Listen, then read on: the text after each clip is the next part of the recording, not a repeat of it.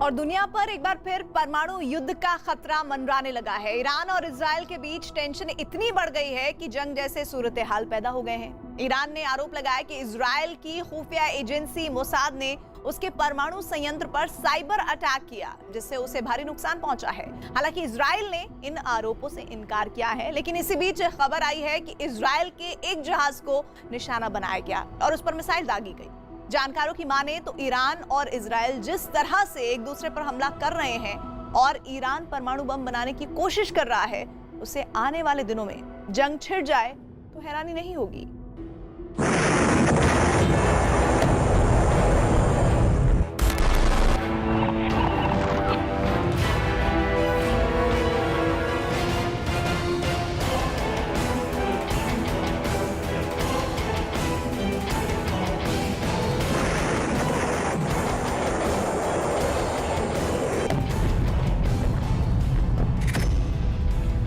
दुनिया पर परमाणु युद्ध का खतरा।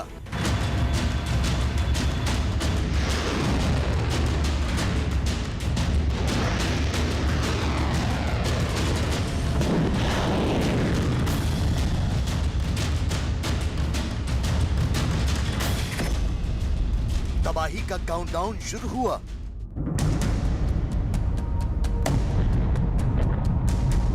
ईरान और इजराइल के बीच तनाव बढ़ता जा रहा है।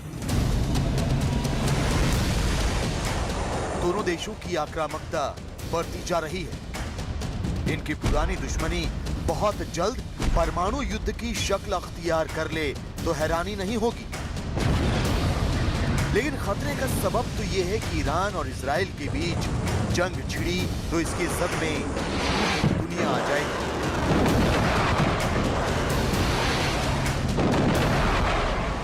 दोनों देशों का साथ देने के लिए उनके मित्र देश युद्ध के मैदान में कूद पड़ेंगे और दुनिया की एक बड़ी आबादी बेमौत मारी जाएगी। दरअसल दोनों देश एक दूसरे पर लगातार हमले कर रहे हैं, एक दूसरे के जहाजों को निशाना बना रहे हैं। यही नहीं, ईरान का आरोप है कि इजराइल ने उसके परमाणु संयंत्र पर साइबर अटैक किया, जिसकी वजह से ब्लैकआउट हो गया। जबकि इजराइल ने आरोप लगाया है कि ईरान ने यूएई के समुद्री तट पर खड़े उसके एक जहाज पर मिसाइल से हमला किया। हालांकि दोनों देशों के बीच लाल सागर में विवाद काफी गहराया हुआ है। ईरान ने हाल ही में इजरायल की खुफिया एजेंसी मोसाद पर आरोप लगाया कि उसने एक साइबर अटैक में उसके तनांज परमाणु संयंत्र की बिजली गुल कर दी थी।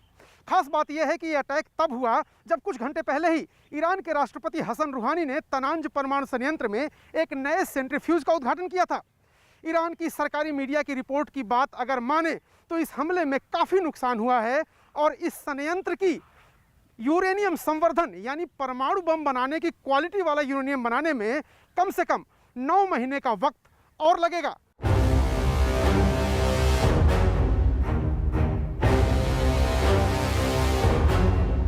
ईरान का नातांज परमाणु संयंत्र हसन रूहानी के सपने को साकार करने में जुटा है।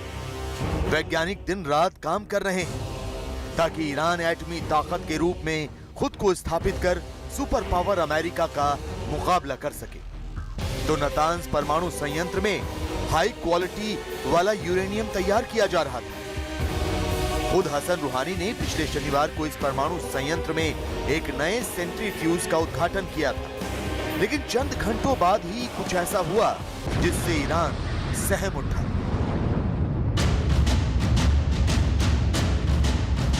अमेरिकी खुफिया एजेंसी के अधिकारियों ने न्यूयॉर्क टाइम्स को बताया कि नातांज परमाणु संयंत्र में एक बड़ा धमाका हुआ।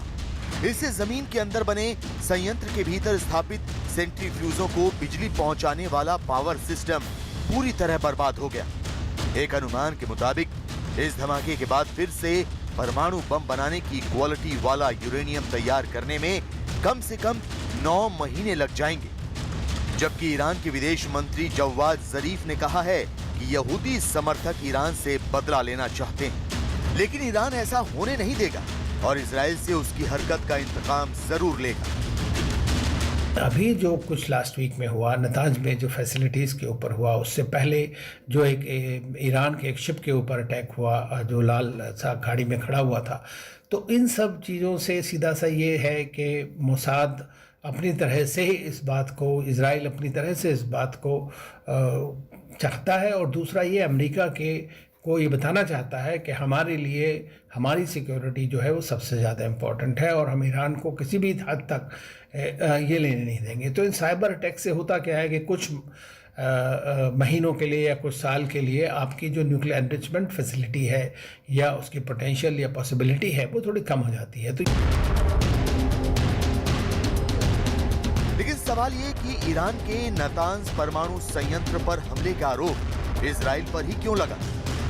ईरान तो ये आरोप अमेरिका पर भी लगा सकता था। तो आपको बता दें कि हाल ही में इजराइल ने ईरान को चेताया था कि वो अपने परमाणु कार्यक्रम को दोबारा शुरू ना करे, जबकि दूसरी ओर जो बाइडेन के सत्ता में आने के बाद ईरान के साथ 2015 में हुए समझौते को फिर से लागू करने की कोशिश शुरू हो गई है। इसके लिए पिछले हफ्ते वियना में बातचीत भी हुई कि जब से प्रेसिडेंट ट्रम्प जब आए थे तो ओबामा के बाद, तो उन्होंने जो डील थी बीच में दोनों मुल्कों के बीच, न्यूक्लियर डील, उसको उन्होंने वापस कर दिया। उससे निकल गया अमेरिका। उससे जब अमेरिका उससे निकल गया तो डील का मतलब ही बेमानी हो गया एक तरह से।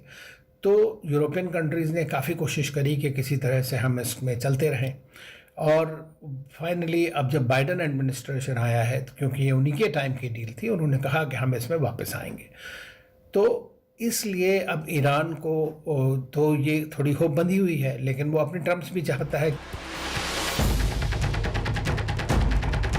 ईरान और अमेरिका के बीच 2015 में हुआ परमाणु समझौता दोबारा अमल में आता है या नहीं? ईरान पर अमेरिका के लगाए प्रतिबंधों में ढील दी जाती है या नहीं? भविष्य में चाहे जो हो, लेकिन फिलहाल ईरान और इजराइल आमने सामने हैं।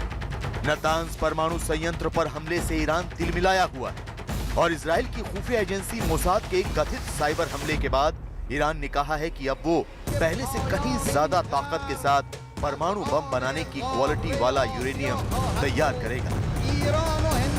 ईरान ने कहा है कि अब वो 60% तक यूरेनियम संवर्धन शुरू करेगा। ईरान हर हालत में किसी भी तरह से न्यूक्लियर पावर और न्यूक्लियर वेपन्स का इस्तेमाल करेगा, उसको इजराइल ये होने नहीं देगा।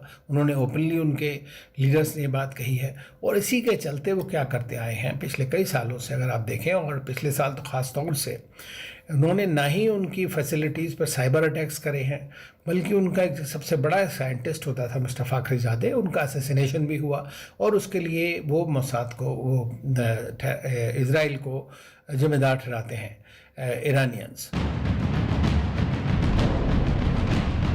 वैसे जानकारों का मानना है कि 60% तक परमाणु बम बनाने की क्वालिटी वाला यूरेनियम तैयार करना ईरान के बस की बात नहीं है। लेकिन यह भी सच है कि चीन और पाकिस्तान सहित कई दूसरे देश ईरान की मदद कर रहे हैं, जिससे न सिर्फ ईरान तबाही का सामान तैयार कर सकता है, बल्कि दुनिया को विश्व युद्ध की अंधेरी खाई में भी धकेल सकता है।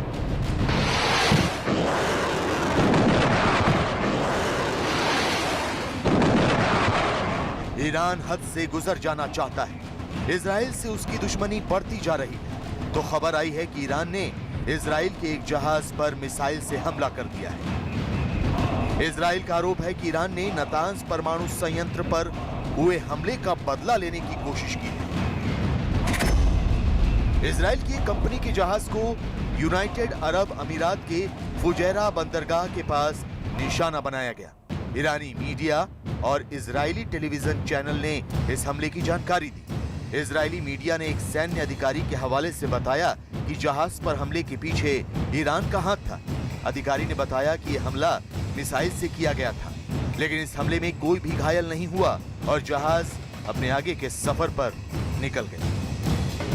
ईरान भी साइबर अटैक्स करता है। अब ईरान ने एक, देखिए आप, जो इजराइल के शिप के ऊपर में अपने रिवेंज के तौर पे उनको भी अटैक किया, उसी तरह से जो वहाँ यूएई के आसपास कहीं खड़ा है। तो ये दोनों कंट्रीज़ के बीच में चलता रहेगा।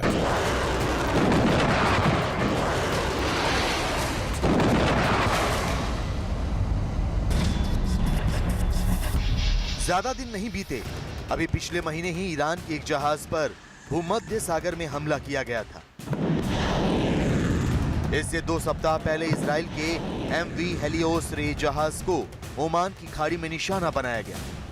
मतलब हमले दोनों ओर से हो रहे हैं, कोई पीछे हटने को राजी नहीं है।